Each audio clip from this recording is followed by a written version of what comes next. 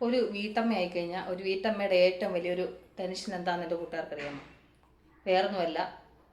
പിന്നെ നേരം വെളുത്താൽ എന്താ ബ്രേക്ക്ഫാസ്റ്റ് ഉണ്ടാക്കുന്നത്, എന്താ ലഞ്ച് ഉണ്ടാക്കുന്നത്, എന്താ ഇത് കറി ഉണ്ടാക്കുന്നത്, ബ്രേക്ക്ഫാസ്റ്റിന് എന്താ കറി ഉണ്ടാക്കുന്നത്, ബ്രേക്ക്ഫാസ്റ്റിന് എന്താ ഉണ്ടാക്കുന്നത് എന്നൊക്കെയുള്ള പല ടെൻഷനാണ്. ബ്രേക്ക്ഫാസ്റ്റ് ശരി, ഇന്ന് ഇതുണ്ടാക്കാം എന്ന് വിചാരിച്ചിട്ട് അടുക്കളയിലോട്ട് കയറിയാൽ ശരി ഇന്ന് വയ്യല്ല, ഉപ്പുമാവ് ഉണ്ടാക്കാം. ഇവിടെ ഉപ്പുമാവ് ഉണ്ടാക്കിയിട്ട് ഉപ്പുമാവ് ഇങ്ങനെ ഇളക്കിക്കൊണ്ടിരിക്കുമ്പോഴായിരിക്കും ഓരോരുത്തർ വന്നിട്ട് ഇന്നെന്താ ഉപ്പുമാവാണോ? ഇന്ന് കോൺക്രീറ്റാണ് ഇവിടെ. എന്നാൽ അതിനകത്തൊരു 2 കഷ്ണം കമ്പിയും കൂടെ മുറിച്ചിട്ട് കഴിഞ്ഞാൽ കാര്യത്തിന് തീരുമാനമായി. അതോടുകൂടിയുള്ള മൂഡ് പോയി. എന്നാൽ ശരി ഇന്ന് പുട്ടുണ്ടാക്കാമെന്നിരിക്കും. അമ്മ ഇന്ന് പുട്ടാണോ അമ്മ? ക്യാരറ്റ് പുട്ടല്ലേ അമ്മ? സാധാ പുട്ടാണോ അമ്മ? ക്യാരറ്റ് പുട്ടായിരുന്നെങ്കിൽ നല്ലതായിരുന്നു അമ്മ. ക്യാരറ്റ് പുട്ടുണ്ടാക്കുമോ അമ്മ? അത് കഴിഞ്ഞിട്ട് ശരി പുട്ടിൻ്റെ കാര്യം കഴിഞ്ഞു. അടുത്ത എന്നാൽ ശരി ഇന്ന് ദോശ ഉണ്ടാക്കാം. അമ്മ ദോശയ്ക്ക് എന്താ അമ്മ കറി? ദോശയ്ക്ക് ഇന്ന് സാമ്പാറാ. അയ്യോ ദോശയ്ക്ക് സാമ്പാറാണമ്മ, ചിക്കൻ കറി ഇല്ലേ അമ്മ?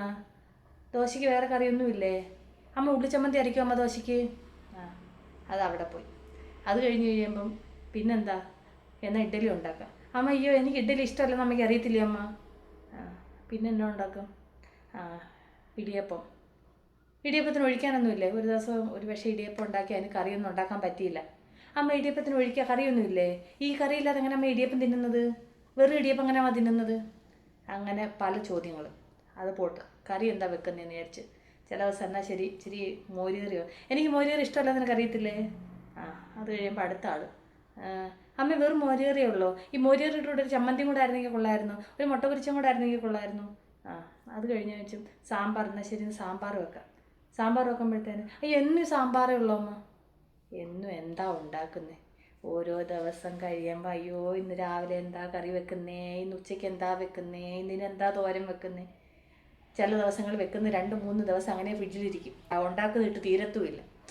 എന്താ ചെയ്യുന്നത്? ഓരോ ദിവസം എന്ത് കറി വെക്കുന്നത്, എന്ത് ടിഫിൻ ഉണ്ടാക്കുന്നത്, വേറെ എന്തും നമ്മുടെ ജീവിതത്തിൽ നമുക്ക് സാധിക്കും. അതുപോലെ തന്നെ വേറൊന്നും, നമ്മളിങ്ങനെ അടുക്കള നമ്മൾ കഷ്ടപ്പെട്ട് നമ്മളിങ്ങനെ രാവിലെ കഷ്ടപ്പെട്ടിട്ട് നോക്കുമ്പോൾ ഓരോരുത്തർ പുതച്ചു മൂടി ഉറങ്ങുന്നതും കൂടെ കാണുമ്പോൾ നമുക്കുണ്ടാകുന്ന ഒരു ടെൻഷനേ. അതുപോലെ തന്നെ നമ്മൾ ഈ ജോലി ചെയ്തുകൊണ്ടിരിക്കുന്ന സമയത്ത് ഓരോരുത്തർ ഇങ്ങനെ മൊബൈലിനകത്ത് തോണ്ടിക്കൊണ്ടിരിക്കുമ്പോൾ അത് കാണുമ്പോൾ ഉണ്ടാകുമ്പോൾ നമുക്ക് വരുന്ന ഒരു ടെൻഷനേ.